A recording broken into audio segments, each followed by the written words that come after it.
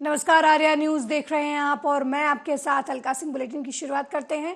केंद्रीय गृह मंत्री अमित शाह ने शिवसेना के चुनावी चिन्ह को लेकर बड़ा बयान दिया है। बीजेपी के पूर्व राष्ट्रीय अध्यक्ष ने महाराष्ट्र के कोल्हापुर में पार्टी कार्यकर्ताओं की सभा को संबोधित करते हुए शिवसेना के प्रमुख उद्धव ठाकरे पर निशाना साधते हुए उन पर मुख्यमंत्री बनने के लिए शरद पवार के चरणों में आत्मसमर्पण करने का आरोप लगाया है। बीजेपी कार्यकर्ताओं की सभा में इसका जिक्र करते हुए अमित शाह ने कहा कि 2019 में देवेंद्र जी के नेतृत्व में चुनाव लड़े थे। बड़ी फोटो मोदी जी की लगाई थी, छोटी फोटो उद्धव जी की लगाई थी। कई बार बोला था देवेंद्र जी के नेतृत्व में चुनाव लड़ रहे हैं। मैंने भी हर जगह कहा, मोदी जी ने भी हर जगह कहा। चुनाव के नतीजे आए, मुंह में पानी छूटा। सारे सिद्धांतों को छोड़कर शरद पवार की शरण में चले गए। उन्होंने कहा कि हमें सीएम बनाओ।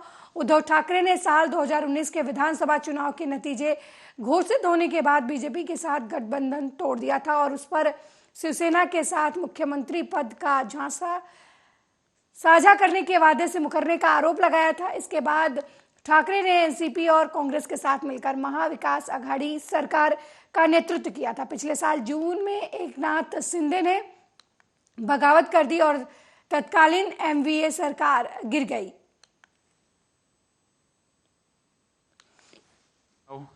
पार्टी किसकी बड़ी बनी थी भाई? जोर से बोलो, किसकी बनी थी? कौन बनना चाहिए? अरे हमें सत्ता का लोभ नहीं है। सत्ता के लिए हमने सिद्धांतों की बलि नहीं चढ़ाई है।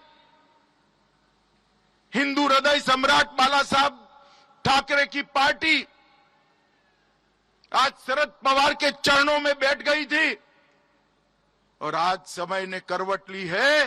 शिवसेना असली बनकर धनुष बाण के साथ भारतीय जनता पार्टी के साथ खड़ी। और मैं फिर से कहता हूं, हमें सत्ता का मोह नहीं है। हमारे मन में महाराष्ट्र का हित सर्वोपरि। और आज भी एकनाथ शिंदे जी को मुख्यमंत्री बनाने का काम केवल और केवल भारतीय जनता पार्टी के हमारे ज्यादा विधायकों ने किया है और आज उनको सबक सिखाने का काम भी हुआ है। मगर महाराष्ट्र के अंदर जब चुनाव है तब हमारी अपेक्षा महाराष्ट्र के अंदर बहुमत की नहीं है। बहुमत नहीं प्राप्त करना है। गत चुनाव में भी 48 में से 42 सीटें जीते थे, मगर हमें इससे संतुष्टि नहीं है। इस बार बहुमत नहीं चाहिए, संपूर्ण विजय चाहिए। 48 की 48 लोकसभा सीटें भारतीय जनता पार्टी की झोली में डालनी, मोदी जी के झोली में डालनी। और शिवसेना भाजपा युति फिर से एक बार ये सिद्ध कर ले कि कुटिल बुद्धि से राजनीति को और सत्ता को कुछ क्षण के लिए। केंद्रीय गृह मंत्री अमित शाह ने रविवार को कांग्रेस नीति संयुक्त प्रगतिशील गठबंधन सरकार पर अपने 10 साल के शासन के दौरान 12 लाख करोड़ रुपए के घोटाले में शामिल होने का आरोप लगाया है। उन्होंने कहा कि नरेंद्र मोदी के नेतृत्व वाली सरकार के खिलाफ भ्रष्टाचार का 1 रुपए का भी आरोप नहीं है। वो यहाँ लगभग 370 किलोमीटर दूर पश्चिमी महाराष्ट्र के कोल्हापुर शहर में बीजेपी के कार्यकर्ताओं की विजय संकल्प रैली को संबोधित कर रहे थे। बीजेपी नेता ने कहा कि प्रधानमंत्री मोदी के नेतृत्व वाली सरकार के खिलाफ भ्रष्टाचार का 1 रुपए का भी आरोप नहीं है, जबकि पूर्व प्रधानमंत्री मनमोहन सिंह के नेतृत्व वाली सरकार को देखा जाए तो तब 12 लाख करोड़ रुपए के कई घोटाले हुए थे। उन्होंने कहा कि अर्थव्यवस्था के विशेषज्ञ होने के बावजूद मनमोहन सिंह भारत को एक दशक तक दुनिया की सबसे बड़ी अर्थव्यवस्था के रूप में 11वें नंबर पर ही रखने में सफल रहे। कांग्रेस के एक नेता ने तो उसे उनकी कामयाबी बताते हुए उनकी तारीफ भी की थी, लेकिन प्रधानमंत्री मोदी के नेतृत्व में भारत को 5वां स्थान मिला है। शाह ने दावा किया कि जहां भी कांग्रेस सत्ता में आई है, आर्थिक प्रगति धीमी हो जाती है, जबकि बीजेपी सरकार के तहत विकास को बढ़ावा मिलता है। उन्होंने आरोप लगाया कि कांग्रेस के नेतृत्व वाली पूर्ववर्ती सरकार के दौरान पाकिस्तान प्रायोजित आतंकवाद जम्मू कश्मीर में सक्रिय था।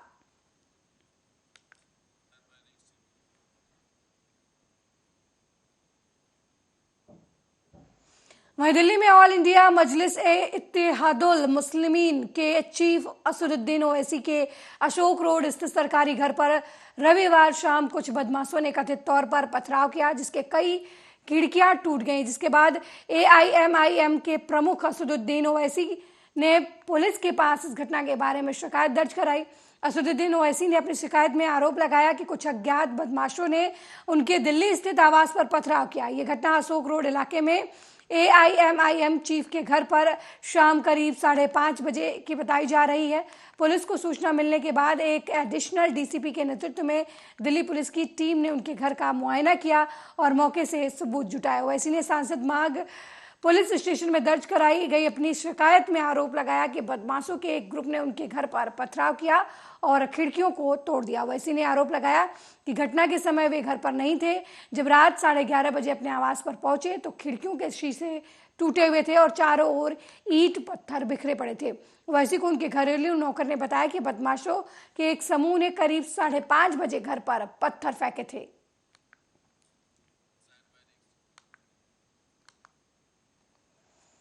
वहीं सुप्रीम कोर्ट के जस्टिस संजय किशन कौल ने वर्चुअल अदालती सुनवाई से कार्य क्षमता का स्तर बढ़ाने की सराहना की। उन्होंने कहा कि इस प्रणाली का उपयोग करना जरूरी है, जिसके लिए एक बृहद इंफ्रास्ट्रक्चर तैयार किया गया है और सरकार ने काफी मात्रा में फंड की मंजूरी दी है। जस्टिस कौल ने इसके साथ ही कहा कि धीरे धीरे वर्चुअल या हाइब्रिड सुनवाई की प्रणाली चलन में बन जाएगी और कोर्ट रूम में शारीरिक रूप से हाजिरी के साथ सुनवाई महज अपवाद होगी। जस्टिस कौल ने रविवार को 4 दिवसीय दिल्ली मध्यस्थता सप्ताहांत के समापन सत्र को संबोधित करते हुए ये बात कही। इसके साथ ही उन्होंने कहा कि मध्यस्थता कार्यवाही में शामिल पक्षों को बहुस्तरीय समीक्षा के जरिए लड़ाई को जारी रखने के बजाय मध्यस्थता निर्णय को स्वीकार करना सीखना चाहिए।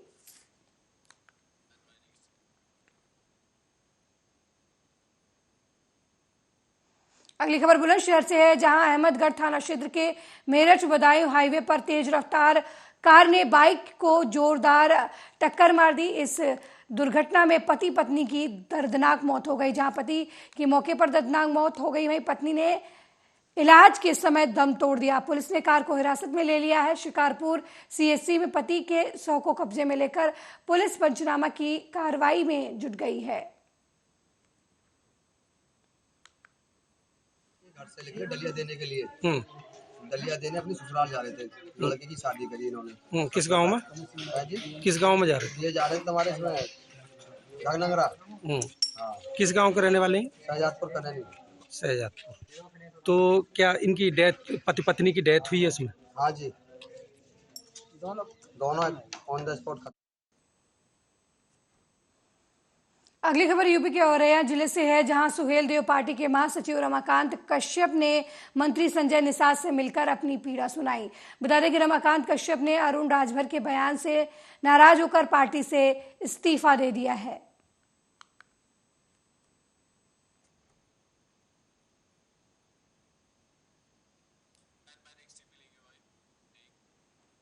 वहीं औरैया पहुंचे मत्स्य प्रभारी जिला मंत्री संजय निषाद ने जिला मुख्यालय ककोर में प्रशासनिक अधिकारियों के साथ बैठक की। इसके साथ ही औरैया जिले में इन्वेस्टर्स समिट कार्यक्रम में भी हिस्सा लिया।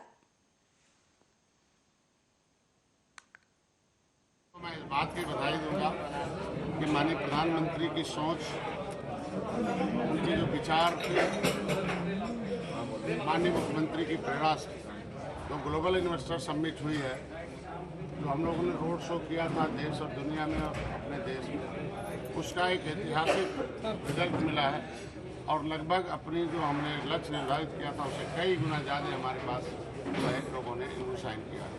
माननीय मुख्यमंत्री जी का निर्देश हुआ है कि जिस स्पीड से, जिस तीव्रता के साथ एमओ पर साइन हुए हैं, निवेशक आए हैं और अपना उद्योग लगाना चाहते हैं, उत्तर प्रदेश को सर्वोत्तम प्रदेश बनाना चाहते हैं, तो हम माननीय मंत्रियों की जिम्मेदारी की गई है कि हर जिले में, पहली बार है कि हर जिले में, पहले तो निवेश होता था कहीं एक जगह, पहले जो है इन्वेस्टर समिट कराई जाती थी उत्तर प्रदेश में, नहीं दूसरे जहाँ दिल्ली कराई जाती थी, क्योंकि पूछा जाता था क्यों, तो कहते थे नहीं उत्तर प्रदेश में लोग आने के लिए तैयार नहीं है, इसलिए दिल्ली में हम इन्वेस्टर समिट करा रहे हैं। तो आज के दिन में हमारी जो सरकार है हर जिले में इन्वेस्ट कराई जा रही है। और औरैया में भी लगभग 2598 करोड़ रुपए का इन्वेस्ट हुआ है और हर 15 सेक्टरों में है। तो मैं यहाँ के लोगों को बधाई दूंगा और ये हमारे बिल्कुल जिम्मेदारी दी गई है मंत्रियों को प्रभारी कि जिस तीव्रता के साथ इन्वेस्ट हुआ। वहीं दंतेवाड़ा जिले के आदिवासी अपने संस्कृति और अस्तित्व में छाए खतरे को भांपकर समाज का वार्षिक सम्मेलन करते नजर आ रहे हैं। समाज के बुजुर्गों का कहना है कि नई शिक्षा प्रणाली में बच्चे शिक्षा तो ले रहे हैं पर अपनी संस्कृति और रीति रिवाजों से दूर होते जा रहे हैं। इसलिए समाज प्रमुखों ने ये सम्मेलन कराने का फैसला किया है, जिसमें नई पीढ़ी को अपनी बोली, भाषा, रीति रिवाज, वैवाहिक नियम के बारे में जानकारी दी जाएगी सांस्कृतिक कार्यक्रम के माध्यम से। इस सम्मेलन का ये दूसरा साल है जब इतने बड़े पैमाने में लोग जमा होकर ये सम्मेलन कर रहे हैं। इस सम्मेलन में जिले भर के लगभग 30 गांव से लोग इकट्ठा हुए थे।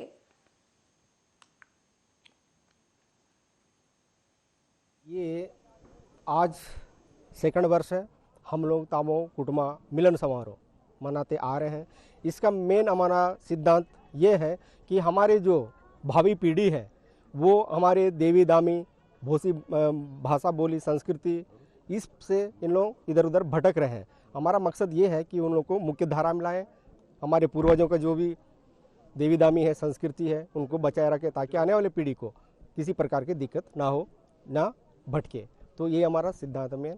और आज जो यहाँ जो मेन बात हुई है कि कितने गाँव से आए मिनिमम से हमारे युवा जो साथी हुए हैं, हमारे जो नया जनरेशन हुआ है कि हम लोग कहाँ मतलब बिछड़े हुए हैं, एक साथ कभी मिलन समारोह युवा करण भाई इसमें सबसे बड़ा योगदान रहा है। हमारे अध्यक्ष महोदय पायकू से आने सब मिल के बोले कहीं बैठक की रहे पिछले साल 22 में, चलो एक साथ मिलेंगे बोल के पहला कार्यक्रम हम लोग भोगा में सरपंच साहब के यहाँ गाँव में किए थे पंचायत में। हम लोग का बहुत बड़ा परिवार, हम लोग जाने कि हम लोग का परिवार कहाँ किस किस गाँव में और कितने। अगली खबर मध्य प्रदेश के विदिशा जिले से है। समय समर्पित शिव शक्ति जन सेवा समिति द्वारा भव्य शिव बारात निकाली गई। दरअसल महाशिवरात्रि के पर्व पर पूरनपुरा के समय समर्पित शिव शक्ति जन सेवा समिति विदिशा तत्वाधान में भव्य शिव बारात निकाली गई, जो शहर के मुख्य मार्गों से होते हुए माधवगंज स्थित शिवालय पहुंची, जहां पर इसका समापन हुआ।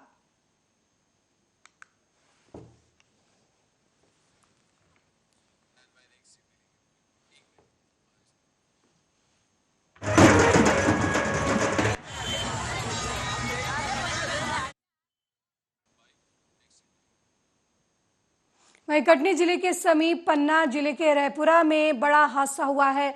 यहां छात्रों से भरी बस पलटने से 15 छात्र घायल हो गए हैं। केरल के रहने वाले सभी स्टूडेंट यहां घूमने आए हुए थे। वहीं इस घटना की सूचना जैसे ही पन्ना जिले के प्रभारी मंत्री और आयुष मंत्रालय के प्रभारी राम किशोर नानो काबरे को मिली, वो पन्ना जिले के दौरा छोड़ कटनी जिले में घायलों से मिलने पहुंचे और बच्चों के इलाज के लिए बेहतर व्यवस्था करने की डॉक्टरों से बातचीत की। रायपुरा थाना क्षेत्र में केरल के त्रिशूर जिले के छात्र शैक्षणिक टूर पर सागर यूनिवर्सिटी गए हुए थे। वहां से वापस लौटते समय बस पलट जाने से उस बस में बैठे जो छात्र थे, जिनकी संख्या 30-35 करीब बताई जा रही है, उसमें से करीब 10 लोग अभी यहाँ आए हुए हैं, 10 घायल, और बाकी अभी कितने लोग हैं ये ज्ञात नहीं हो सका है। कितने लोग सवार? बस में करीब 30-35 लोग सवार। ये रायपुरा के पास में एक एक्सीडेंट हुआ है, उसमें हमारे 16 बच्चे यहाँ पे कटनी लेके आए हैं। सभी प्राथमिक उपचार, सभी बच्चों का प्राथमिक उपचार हो रहा है। 2 ऐसे बच्चे हैं जिनकी स्थिति थोड़ा सा सिर पे चोट है, तो उनको मेडिकल कॉलेज जबलपुर भेजे हैं। बाकी यहाँ सब ठीक है, व्यवस्थित है। डॉक्टर के देखरेख में कल सुबह तक के रखेंगे। बाकी ऐसी कोई बात नहीं है जिसमें हमारे को ऐसा लगे। सारे अभी 16 बच्चे यहाँ पे खतरे के बाहर हैं। घायलों में कोई बच्चा गंभीर? अभी कोई ऐसा गंभीर नहीं है। 2 जो हमने बताएं, 2 बच्चों की स्थिति में जो सिर पे चोट है। वहीं मिर्जापुर रेलवे स्टेशन पर लावारिश बैग मिलने से हड़कंप मच गया है। ट्रॉली बैग यात्रियों के बेंच के पास मिला। वाराणसी से पहुंचे बम निरोधक टीम ने बैग को खोला तो उसमें भारी मात्रा में अंग्रेजी शराब मिली। पुलिस मामले दर्ज कर संदिग्ध के तलाश में जुटी हुई है। स्थानीय रेलवे स्टेशन के प्लेटफॉर्म नंबर 1 पर घंटों अफरा तफरी का माहौल रहा। मौके पर जांच के लिए डॉग स्क्वाड दस्ता और वाराणसी से बम निरोधक दस्ते को बुलाया गया। टीम ने जांच के बाद ट्रॉली बैग खोलकर देखा तो बैग में शराब का पाउच भरा हुआ मिला। अलग अलग ब्रांड के 180 पैकेट अंग्रेजी शराब बैग से निकले। स्टेशन पर लगे सीसीटीवी कैमरे की जांच की गई तो पता चला कि एक युवक वही ट्रॉली बैग लेकर जाता हुआ दिखाई दिया। पुलिस ने आशंका जताई कि और बैग छोड़कर भाग गया। फिलहाल आरोपी की तलाश पुलिस की तरफ से की जा रही है। द्वारा सूचना दी गई कि प्लेटफॉर्म नंबर 1 पर एक संदिग्ध बैग मिला हुआ है। तत्काल सूचना पर मौके पर प्रभारी निरीक्षक कोतवाली कटरा और हल्का प्रभारी कुंवर मनोज पहुंचे और जीआरपी के साथ वार्तालाप की गई तथा बीडीएस की टीम जो कि वाराणसी से बुलाई गई, बीडीएस की टीम के द्वारा जब बैग को खोला गया तो उसमें कुछ शराब की केन मिले हुए हैं, पाउच मिले हुए हैं और संदिग्ध व्यक्ति।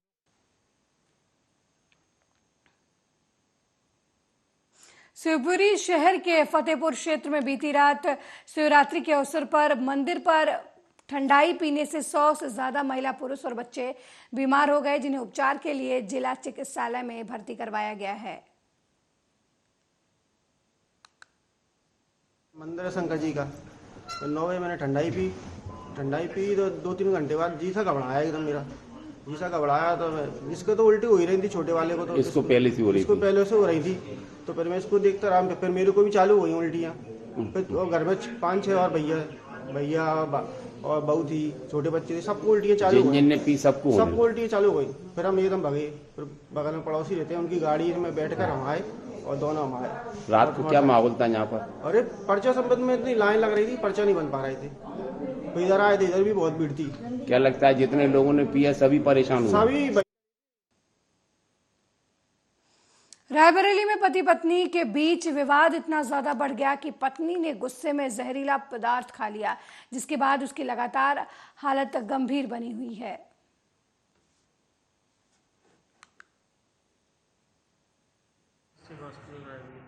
डॉक्टर साहब, अभी एक महिला का जहर खाने का मामला क्या है?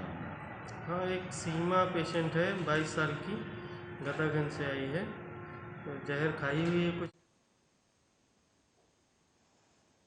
वह बिजनौर पहुंचे रालोद के युवा राष्ट्रीय अध्यक्ष और मीरापुर विधायक चंदन चौहान ने कहा कि प्रदेश सरकार ने गन्ना का भाव कम घोषित कर किसानों के साथ मजाक किया है। बिजली मीटर को लेकर किसानों का उत्पीड़न किया जा रहा है, युवाओं को रालोद में जोड़ा जा रहा है। इस मौके पर पूर्व सांसद मुंशी रामपाल, पूर्व जिलाध्यक्ष अशोक चौधरी, हरवीर सिंह सहित कई कार्यकर्ता मौजूद रहे। बेरोजगारी, महंगाई और किसानों की समस्याओं को लेके पिछले 1.5 से 2 महीने से किसान संदेश अभियान लगातार हमारा जारी था और बहुत से किसानों में लाखों किसानों ने पत्र के माध्यम से सरकार को अवगत किया कि जो गन्ने का भाव हमें मिल रहा है वो नाकाफ़ी है। उसके बावजूद भी सरकार के कानों पे कोई जू रेंगने का काम नहीं करा और एक छलावा मजाक किसानों को ही उड़ाने का काम किया। मेरे साथ इस बुलेटिन में फिलहाल इतना ही। देश दुनिया की तमाम खबरों को देखने के लिए देखते रहिए आर्या न्यूज़। नमस्कार।